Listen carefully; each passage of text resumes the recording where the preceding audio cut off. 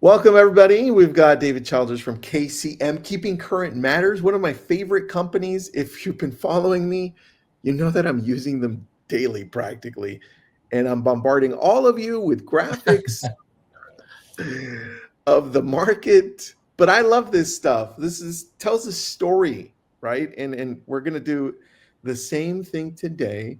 We're telling a story about the inventory and where we're heading because we are definitely seeing a rise in inventory. And that's why I wanted to talk to Dave and just kind of go back and forth. He's going to show you some amazing slides. So make sure you take pictures of those. Where do you want to start with this, man? Well, I think, I was thinking about this, Tristan, when we started this. The reason that you and I were talking one day and you were getting a lot of sort of attention on some of the inventory graphics and facts that you had shared. And I don't remember what the numbers were. You probably do better than I do. But when I heard about No, I'll show you, man. Gosh, I'm just gonna it's like I'm gonna million reveal views or something crazy like that. Yeah, I'm gonna reveal the back end of this, which can get a little crazy for people. Mm-hmm. Let me see if I can do the magic thing here and present one of my screens, okay? Okay. Because you know how crazy StreamYard can get. Let me know when you can see this. I see it. Yeah. All right, perfect. I'm going to go to professional dashboard here. Okay. This is my Facebook personal page where I've been sharing a lot of these graphics and information. So it's loading. So just give it a second. Right. Super slow because it's Facebook. So here are the insights over the last 28 days. Right, this is pure graphics. That's a few. That's kind of like what mine get to, but 11.5 million views, which to me is nuts. What you don't see here is there's another one on the phone that shows, I'll stop sharing, but on the phone app on Facebook, it shows that I've got 1 million people, 1 million out of the 11, interacting in some way. That means they've sent me a comment, they've DM'd me, they've liked it, they've shared it, and that to me it means money because they're connecting with me, right? And I think the thing that we don't think about often is yesterday I went to a listing appointment, David. It was in the afternoon, like 5 p.m. And I literally came up with, I just took this. I still have it up here. I took this. It's like stats, right? Yeah, this is all I took. It's 4 pages. Yeah. I sat down and then they started asking me questions about the market, about what's going on here, what's going on there. And I was like, dude, I've got all this memorized because of you guys. I literally have it all in my head in graphs and pictures. I'm like, oh, you're talking about that? This is what's happening. Right. Yeah. I think most people know they need to be doing that. Most are maybe scared on some level to do it, to get a question they can't answer or whatever the case is. And that's why we exist at Keeping Current Matters, is to give people those resources and make you the expert. So you can have a conversation, you can share a graphic, you can be on a listing presentation or a buyer consult, whatever it is, and explain what's happening in the market. So I think hopping in, let me show you a couple of graphics that I think explain this rise in inventory. And we can kind of maybe, take the conversation from there. You see the slides that are up right there. The bottom line is inventory continues to increase in this country. This is a look. It's probably the best way I know to explain it. The sort of blue gray bars at the top, we've talked about this before, Tristan, the last 3 normal years in real estate in 2017, 18, and 19. Then you have kind of this red bar in the middle. I'll highlight that. That's 2020, right? Where, gosh, we tried to forget that, right? Of the pandemic coming in and mortgage rates falling, people jumping into the market because, I can now afford what I want. And the bars that are sort of below the red bar are 2021, 2022, 2023, and 2024. So we deplete inventory. That's, think about the left axis of this being the amount of inventory. So we sort of deplete inventory. I'm not saying anything that people don't know listening, but it's a way to show that to someone. And then I'll lay in where we are right now as of May, when maybe you saw a headline, inventory in this country just crossed the 1 million unit mark, which is the first time that had happened since 2019. So it's crazy, man. Kind of think about this. You have pandemic year, we deplete inventory. It's coming back. A lot of reasons for that. The primary drivers, affordability and prices and mortgage rates, making it a challenge for people to hop into the market. Yeah. But you have this sort of this effect happening, and it's having an impact in the market right now. And just about every market, you get a chance to travel around, I know, and talk to a lot of agents. I would say the majority of markets that are out there are seeing rising inventory right now. It's having an effect on price. It's having an effect on days on market. All of those things as we sort of go through this year.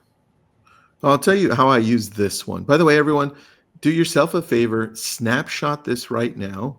If you don't have Keeping Current Matters, if you do, just go get it from the back end. But snapshot this right now. And this is one that I would post up on social media, or I would save for when you're talking to people. Because yesterday, I brought this up in the listing presentation, because it's fresh on my mind, Dave. Yeah.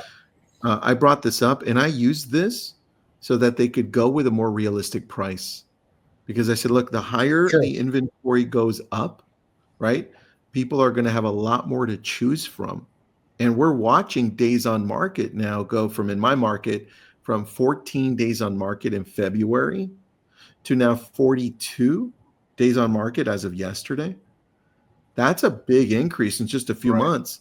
I said, you don't want to price it wrong, have a lot more inventory, and then all of a sudden you're in fall, and we're watching something happen that hasn't happened in a long time, where we're going the opposite way in summer. Like, what the hell is happening? Imagine fall. I said, imagine fall. And they said, you're right, Tristan. Let's price it at the price that you're telling us. And that's what they pay us for. They pay us to consult them and show them exactly where we're at with all of this stuff. Yeah. Yeah. I think right now, and I'll show you a couple of things where it is having an impact, but I think what you're saying there is there's two things that are happening. You're creating the expectation with the seller by using facts, right? Inventory is rising. Here's what's happening. Yeah. Here's the position buyers are in right now. They have more choices. They have more negotiating power. Sellers have less wiggle room on price, and so I think having that conversation. But here's the one that I would show you that's really important for a seller is, we know this is as of May, the final data coming out of May. By state, how many homes are having the price reduced? You look at California. My eyes aren't as good as they used to be. I think it's 18% there in the state of California.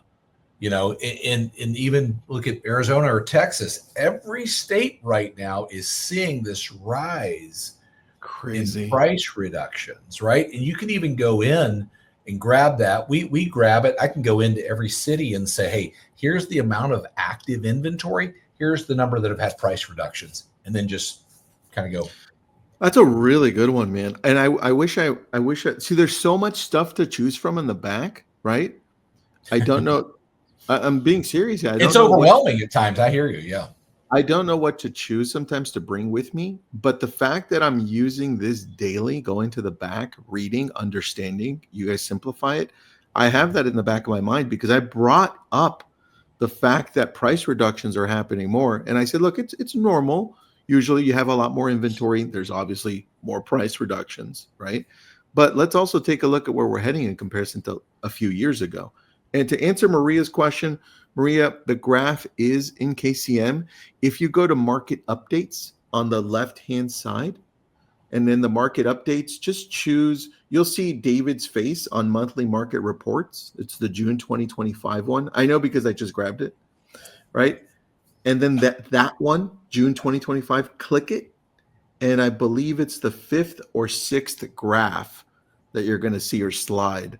and it's right there. And Use it. if you can't find it, send me an email. It's David at Keeping Current Matters. I just saw how I could see the comments there. I didn't realize we could see those. If you can't find it, Maria or anybody, just send me an email, David at Keeping Current Matters. I'll grab it for you and send it to you. But it is overwhelming at times to try to figure out what that is. So let's kind of replay this. Inventory rising, price reductions surging, right, in most areas. And if you start to look at this, Tristan, I can give you these numbers too, but they are approaching levels that are more normalized, right? But for the last 5 years, each year we've seen more price reductions. And so I think, it feels different because we haven't seen them for 5 years, right? Back in 2021, 2022, you didn't have to reduce the price of a home. But the other thing that's weighing in on people, and you've certainly shared information on this, and a lot of people have, and I'm not advocating that we shouldn't, is we're seeing prices stabilize and even decrease in some major market areas. Yeah. So if you take that sort of thought process that inventory is rising, price reductions are happening. Oh, by the way, I open up the newspaper if people still do that, or I open up an app or however I consume news. Mm-hmm. And I hear that prices are falling in some major cities. Gosh, I have concerns, I think it's one of those things that we have to be aware of. And I'll show you some facts here in just a minute. But that sort of creates a little heartburn for sellers and, quite truthfully, for buyers right now, right? Yeah. I think both of those things are true, and we have to be a sort of a purveyor of the facts in the market to be able to help people understand what's going on. That is a really good point, man. The purveyor of information. And if you're ever stuck and you're like, well, what does this actually mean? One of the things that I do with certain graphs, just to give me a better understanding of what this could mean, where we're heading, things that I may not see. And this is how I want all of you to start thinking. You grab this graphic, this one specifically, and you put it into ChatGPT, which is O3, which is one of the better ones. And then you say, can you please explain this to me? Well, don't use please, but can you explain this to me? And explain the ramifications of this through 2025 in the nation, and then pick your state, right? In Texas, in Virginia, in California, and use the internet to get current data so that I fully understand this, and use sixth grade language. And I'm like, boom, there it is. Now I understand this a lot better. Now I can explain it to others better, faster. But I think in sitting down, it sounds like what happened last night, Tristan, in the listing appointment, is being able to give all of this information and then say, here's what I recommend. That's it. Here's what, not here's all this information. Now, what do you want to do? I want to then give my expert opinion based upon the facts, right? One of the things that I always try to mention when I get a chance to share, maybe a market update or something from KCM is challenging people to say, do you have a relevant market opinion based upon facts? Because there's so many people that have an opinion about what's happening in our business, but they're not rooted in a factual basis. They're rooted in maybe what I think or what I, think is happening, but do not have a factual basis in it. And I think it's going to be what's required of us right now, and certainly through the remainder of this year. That's a really good point, man. I love that. And I have a question for everybody watching. Let us know if you're currently a user of Keeping Current Matters. We want to know that that we can just say hello. And obviously everybody else who's not, that's fine too. We still love you. We're glad you're here. Just make sure that you take snapshots of what you're watching on the screen, because these are important to use. And I agree with you, Dave, when it comes to this whole world that we're in, people are going to be testing us. They're going to be poking us with questions and saying, well, let's see if this person knows our area. And they're not going to be doing it on purposefully to do that to you. It's just questions they have. And then they will decide based on your responses, oh, I do have confidence in Dave. He answered that really well with data, right? Yeah. That's what happens. Yeah, I think our market right now requires that. And I see everybody kind of weighing in here. Kathy and Tom, see that. Michelle, love to have you as a member. Amelia, Donna, and see all those. Janet, I see your message there. Saved our butts with their charts after the market crashed in 2008. Yeah, 17 years KCM's been around now, and that's why we exist, is to give people a perspective. So let me give you another perspective on a couple of things. And this is interesting, because if we take this line of pricing and inventory having an effect on price, it definitely is. I'll show you something. I don't know if you've seen this yet. You know, Lance Lambert that runs Resi Clubs, phenomenal. Lance is so good on prices. Back in November of last year, 7 of the nation's 50 largest metro areas had falling year-over-year prices. Well, advance that to February this year, that was 12 out of the 50 had February. Now, right now, 20 of the nation's 50 largest metro housing markets have falling year-over-year prices. Right? So that's sort of scary to hear, right? I'm not advocating that we ignore that by any stretch of the imagination, but you need to be able to explain it. Like if I were to show you a graphic, it looks like this right here. You can see all the markets, Arizona markets, Texas markets, California markets, certainly a lot of Florida markets seeing price sensitivity as inventory has risen dramatically in the state of Florida. Even, you know, if we look at this graphic, I think Austin, Texas leads the way at about 5%. But the question then becomes, is this a leading indicator for what's going to happen across the country? That's a natural sort of path of the logic there. And I don't think this is a widespread, we're going to see, you know, massive value lost in homes across the country. It's what people maybe think about. Certainly even take the current affairs of how, you know, of the country and the world now, right? A lot of uncertainty and all of those things. How's that going to impact things? Good point. We have to be able to explain it and understand it. But here would be my point.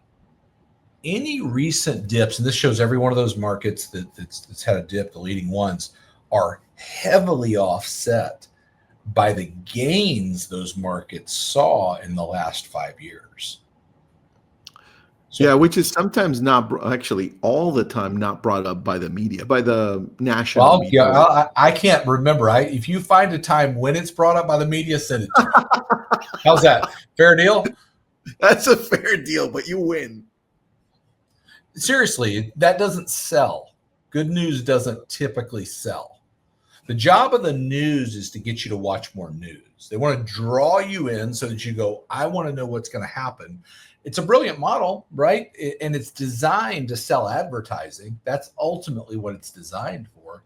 It's not designed to educate you. Are the blue columns inventory or prices on this slide or the last one? I believe this one. Okay, so what this is, the blue columns are the percent prices have increased in the last 5 years. So let's take an example, far right example, Houston, Texas. In the last 5 years, the last one, okay, I'll go through this one, I'll go through the last one too. Oh, the last 5 years, 35% price growth in Houston, Texas. Over the last year, 1.4% decrease. So think about that. Prices went up 35%. They went down 1.5%. You're going to be okay. I'm not minimizing that, but I'm saying have the conversation in the full context of what's happening out in the market. Because it's easy to kind of go, hey, well, prices are dropping here. Well, there's two people you would talk to in that. Somebody that owns a home and somebody that doesn't own a home. If you owned a home in Houston, Texas, or in any city on this map in the last 5 years, you did good. You're going to be okay with 5% price drop. And I'm not making light of that. If you don't own a home, good news. They're not skyrocketing and going up 20% every year. If anything, you might see a little bit of plateau in pricing, which is ultimately a good thing. If we go back to the last slide and answer that question, this is the 1 year change in home prices in the 50 largest metros in this country. The blue bars represent prices growing, and the red bars represent prices constricting or coming down, falling. Okay. So if you see the far left, I think it's Cleveland, Ohio, a little over 4%, maybe almost 5% price growth year over year. Go to the far right, Austin, Texas, leading the way with about 5% price constriction in the last year. So it's just having a handle on these numbers and being able to say, hey, this is what is happening. Hopefully that answers that question. But here's the bottom line. Let me tell you this, Tristan. This is another one that's just, we have to remind people, like what you just said. I don't think it's included in the media, that Miami went up, whatever the number is here. Where's Miami? 58% in the last 5 years, down 2.3%. Another interesting fact, I'll tell you this, the average home in this country in the last 5 years went up 55%. That's the average. Now, certainly I didn't know that. That's cool. Different markets have reacted different ways, but here's the other bottom line. Home values are up in every state over the last 5 years. Every state. And we'll get these slides out to people. I don't know how we'll do this, Tristan, but let's get them to people so that they can go to their state. And I'll even include in here the last quarter, the last 5 years, the last 10 years, so that you can see. You've put up and I don't know where to find, obviously in the KCM, but not immediately, don't know where to find it. You put up one that shows the pricing. You know what? I posted, this one did really well on social. It was the one that showed equity over the last 25 years or so, the equity of the homes that they've built. And then right underneath that, I put the rental, how rents have gone up. Oh, yeah. I saw that. Yeah. I put both of those, and dude, I had like 1,000 shares in like 2 days. But that's a beautiful story, right? Obviously, people will be like, well, what about inflation? What about the economy? Right? What about population? Right? But if you just understand this longer term, you start understanding how great real estate investing is if you're looking at this long term, right? And that's the story we're trying to tell. Yeah. I think the I see the question. Amelia said 55%. Amber said, what is FHFA?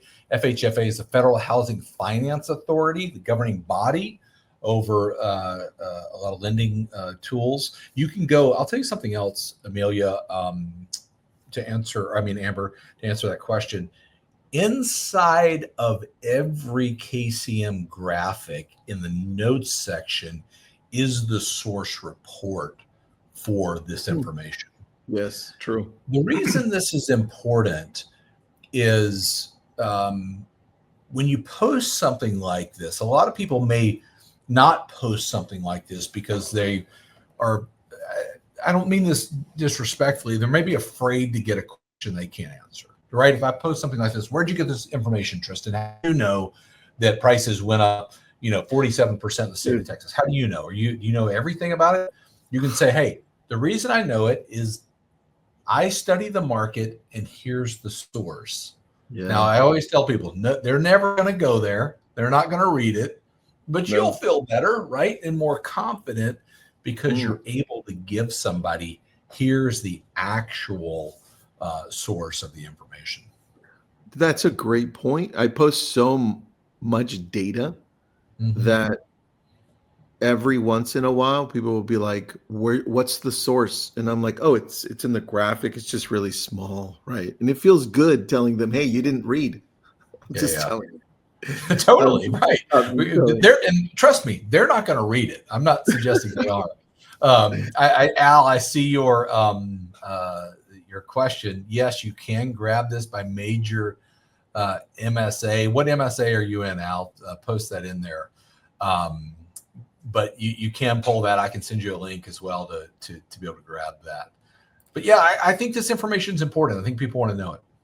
Dave, I'm going to share really quick my screen because I want to showcase the back end of KCM because I think it's important to. Can you see my screen, by the way? Yeah, I can. Yeah. Okay. Shareable content on the left. Here's what Dave's talking about. On the blog, I'm just going to go to the blog section, the one that came out today. If I click it, did the screen change so you could see the new section or no? I can see it. Yeah. Yep. All right. I'm scrolling through this blog, and now you see a graphic right here, FHFA right there, and also Freddie Mac and Resi Club. But look at the hyperlinks right here. They're giving us the sources. Anytime you see that hyperlink, that's where you go to the sources. And sometimes they go back to older blogs, right? Yeah. Because I go here every morning. By the way, this is my morning routine. I open up the blog section. I take a look at what I'm going to share and how I'm going to share it. And it also updates me. I'm like, got it. I understand. So that's one of the things that I mean, being able to have all that information is critical in the market. I see Anne-Marie's Al is in DFW. Thanks for that, Al. If you'll send me an email, David at Keeping Current Matters, I'll grab it for you and send it to you. But yes, you can pull that by MSA. Anne-Marie, I see that all these SFR are all inventory, including condos. I believe it's all, but we're talking about a lot of data here. Again, if you want to send me a message on the particular one, I can get that for you and give you the source for it. But I believe it's all available inventory, depending on the graphic. I want to tell you one other thing. I know we were kind of shooting for about half an hour in this. That's fine. We'll probably go a couple minutes over because this is fun, man. I love this stuff. So we're seeing inventory rise, right? We have to have a handle on that. My advice would be to understand this and pull this information for your market, just like you said you did at the listing appointment last night. Yesterday. Understand it's having an impact on price. I do think we will see prices in this country appreciate this year. We'll call it anemic price growth, probably 1% to 2%. In the overall market, we will see some markets decrease in value this year. We'll see some. I was up in Chicago last week, and they are massively undersupplied in inventory, and price is still rising there. But I was on the phone, which Tristan, our good friend Curtis Finn over at RedX. I was actually with him last week, but we were talking. Listen to this. From January to May of this year, expired listings are up 17.5%. 17.5%. So inventory rising, you don't get the price right, listing expires. We all know that path. The reason I'm saying this is Curtis's team, they're first of all the best in expired information. If you don't have somebody you're getting expired data from, check out RedX. But they believe throughout this year it'll grow year over year by about 20%. So we're still seeing price not be right. In most markets, if something is priced right, it's selling quickly, but expireds are starting to rise. And it's just a kind of a footnote to all of this, that if you're not looking at expired listings right now, you certainly should. There was, I know you guys are working with them to give us even better data when it comes to expireds. Oh, right? I can give that to you now. Yeah. Yeah. Which I love those, man. I was trying to find one because I used. How do I, give me a chance to share again? Can you, I've got a couple things in here, and I see the notes in here. Amelia, certainly Long Island, multiple offers. I know a lot of areas in the Northeast seeing multiple offer scenarios right now. Yeah. So very true. So right here, this is a little wonky on here. I don't know if you can. It is a little wonky. Huh. Yeah, it's kind of twisted these up. This is what I was telling you. Expireds are up. You can pull those down. I'll tell you the information, and I'll include it in a slide. So what we know is when a listing expires, certainly January through May of this year, of the sellers that expired, 44% of them relisted their home at a lower price, those that relisted. 37% did so at the same price. 18% did at a higher price. Now, again, I'm going to give all this information to you, but here's where the kicker is. Those that sold, 70% of them did so at a lower price. So the reason I say that is what's required right now is an honest conversation about where the market's at, where they're priced, and what the strategy is going forward, right? And if you have an existing listing, you better be having that conversation, because there's somebody right behind you that's willing to have it, that has nothing to lose, right? To say, hey, here's why I think, your home didn't sell, whether it's access or whether it's maybe an update of some sort, or maybe it's price, whatever it is. We know those reasons are out there. And I'll tell you this, I don't know if I shared this with you. The team at RedX, Curtis and his team, did a study. So they have a tool where they monitor and record a lot of the expired conversations that are done on their platform. I don't know if I told you this. And then they went in and sort of put it in a tool, an AI tool, to say, what is the number one emotion that an expired listing, what the seller feels? And this is it's so interesting to understand this, because I'll do this maybe if I'm talking to people about expireds, and people are like, they're pissed off and they're frustrated and whatever they are. And I think that is the truth, right? On some level. But the number one emotion that people feel based on all that work that RedX did is embarrassment. Oh, dude, I didn't. So think about that.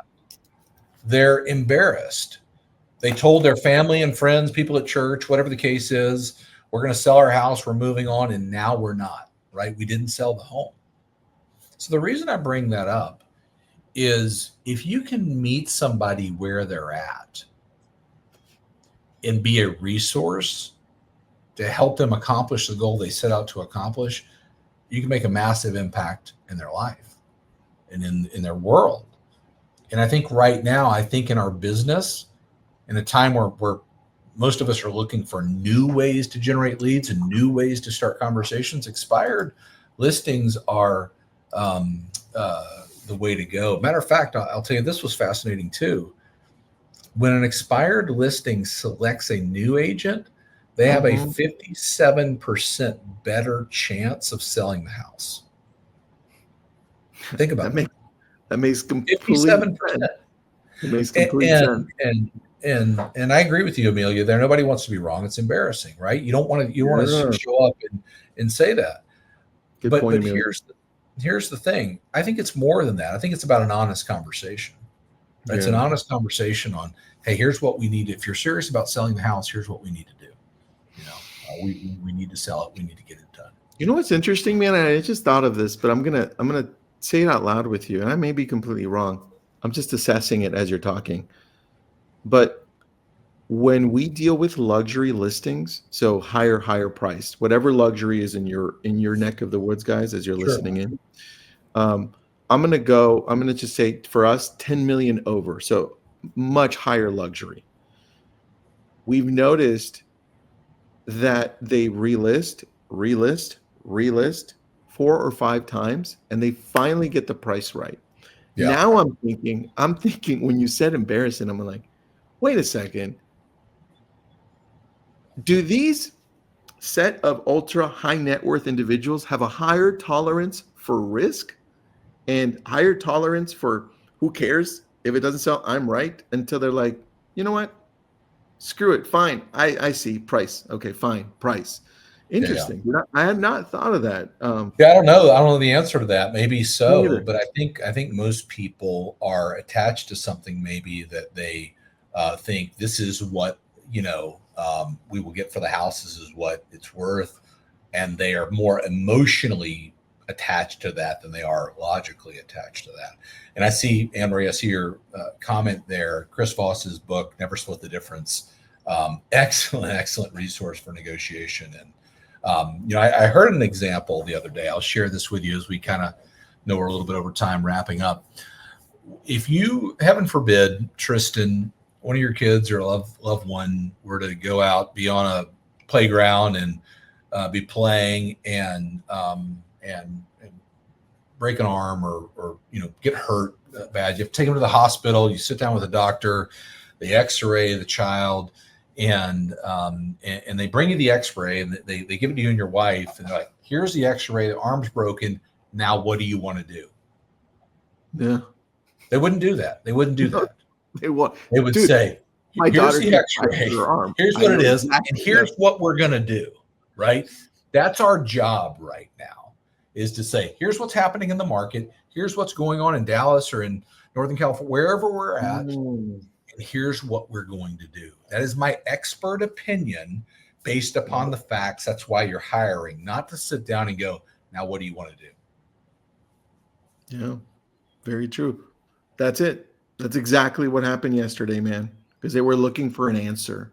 They're like, "So what do we do?" Without telling me what do we do directly.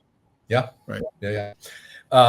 Fernando's right there. And the title of that book is Never Split the Difference by Chris Voss. Great book about negotiating. I love this, man. All right, everyone. If you're not with KCM, check them out. I love them. I've been with them for years. David's a great friend of mine. I love this stuff. This is the stuff that I start my day with and end my day with. So I think it's served my business significantly because it just makes me look better, makes me sound better, and it just allows me to connect with the consumer, with the audience, just deeper. Yeah. So I'll tell you this too. The one thing I'll add to this is when you have the facts, knowledge is power in our market right now, but more importantly, knowledge is confidence, right? And we all need more confidence in this market to be able to deliver the results that we want. Very true. Very true. What's Marsha saying? Most long-term homeowners have too much emotional investment in their homes. Agree with that. They can't separate themselves from the business aspect of selling. Probably too true. Our job, Marsha, I believe this with all my heart, and it's the hardest thing probably to do in life, but if you master it, I think you'll be successful, is meet somebody where they're at and to understand you are emotionally invested. And most, all of us probably are on some level in something that we own for a number of different reasons. But we can make a difference and help people in this market because it is changing. Things are happening. We are the expert. Agreed.